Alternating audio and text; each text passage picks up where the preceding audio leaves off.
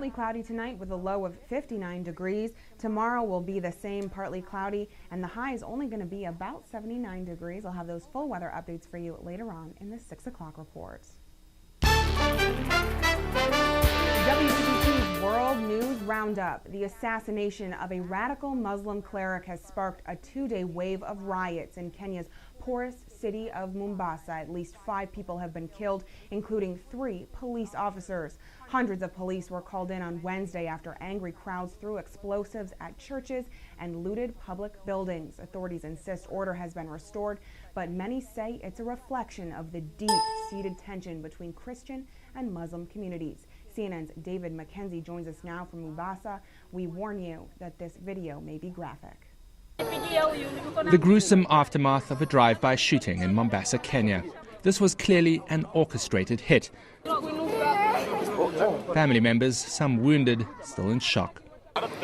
They could have waited until he was alone and killed him face to face, rather than doing it in front of the child. Slumped over the chair, the target, Sheikh Aboud Rogo Mohammed, prominent radical cleric, blacklisted by the UN Security Council and US government. Rogo was a vocal supporter of Al-Qaeda-linked Al-Shabaab in Somalia, accused of recruiting Kenyans to fight and accused of involvement in several terror attacks in East Africa. The response to his killing? Chaos. Days of rioting in Mombasa, Kenya's second city. 3 policemen were killed in a grenade attack. Amongst the youth of Mombasa, the support for Sheikh Rogo ran deep. And the situation still tense.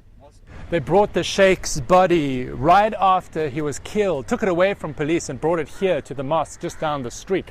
And what is striking is this area of Majengo now is nearly completely deserted. You've got paramilitary police who are stopping anyone coming in and out on vehicles. And here you see the burnt remains of tires. This neighborhood is angry, and this place is all but deserted. One of Rogo's longtime confidants has agreed to meet us. He's been hiding for days. Abubakar Sharif Ahmed says Kenyan police killed Rogo and that he could be next. If a policeman comes to arrest me, I have to go with him. If I go with him, I'm dead.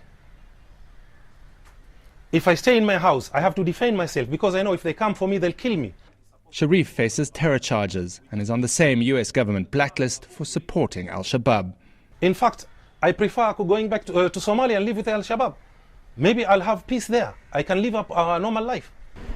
The police have dismissed claims that they killed the sheikh, but the simmering tension remains in Mombasa. Many youth here feel neglected, forgotten by the state. Some have fallen under the influence of militant leaders like Abubakar Sharif Ahmed.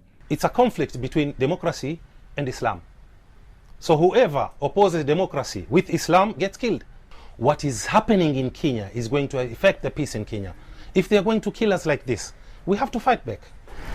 Ominous words in a country where sectarian violence is an ever-present danger. David McKenzie, CNN, Mombasa, Kenya.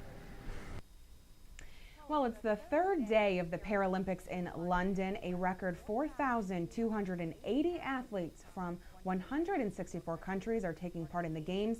Among them, several disabled athletes wounded in the wars in Iraq and Afghanistan. CNN's Matthew Chance meets veterans injured in war now battling for gold. It is a very sobering thought, but there are now more military veterans injured in battle competing in the Paralympics than there have been for years. If it weren't for wars in Afghanistan and Iraq, people like John Allen Butterworth could have had very different lives. And each has a remarkable story of survival. Derek Deranalagi, now a gold hopeful in the discus, had his legs blown off in Afghanistan. He says he was being zipped into a body bag when army medics noticed he still had a pulse. Samantha Bowen, a Royal Artillery gunner, was so badly injured in Iraq, she says her comrades couldn't recognise her. Now she's a key member of Britain's Paralympic sitting volleyball team. Captain Nick Bayton lost his legs in Afghanistan and is hoping for a medal in rowing. Former Gurkha soldier Netra Rana was injured in Afghanistan too. Sport, he says, has restored his self-respect. We just don't want to, just sit on the corner and hide. We just want to come forward and just do what we want to do, and that's the mentality of, being in the army. These are not athletes given to regret. The way I think of it now is it's probably the best thing that's ever happened to me. It's kind of, I've met new people. I've, tried different things out, different sports, done loads of things since, that I never did before. And it's kind of made me the person I am today. And, I have changed since, kind of losing my arm, but I think only for the better. It's testament that sport can change lives for the better, even lives shattered by war. Matthew Chance, CNN London. Weary residents in Louisiana and Mississippi are moving into recovery mode now that Isaac has weakened into a tropical depression. Amid the flooding, there is good news. All coastal warnings are discontinued and power is coming back on. But as Mary Ellen Hopkins reports, the storm is still causing problems. Flooding continued to plague parts of Louisiana and Mississippi Thursday. These vehicles in Plaquemines Parish, southeast of New Orleans, weren't going anywhere. Even cows sought higher ground. There was also unspeakable damage, with intense flooding dislodging tombs and caskets from an above-ground cemetery. It was also another day of rescues and evacuations. In Slidell, a flash flood emergency declaration prompted evacuations. I went through Katrina in the attic on Palm Lake. So you've been through this before? Oh, yeah, but this is more, it's bothering me more. Why? I don't know. I just had it.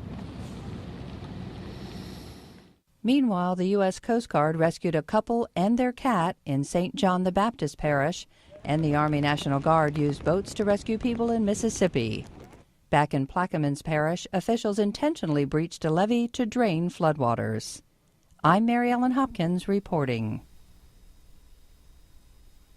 Well, the NFL regular season starts Wednesday the 5th with the Dallas Cowboys at New York playing the defending Super Bowl champs, the Giants, while college football started yesterday. Don't go anywhere. Sports is coming up next here on News Channel 25 WBTT.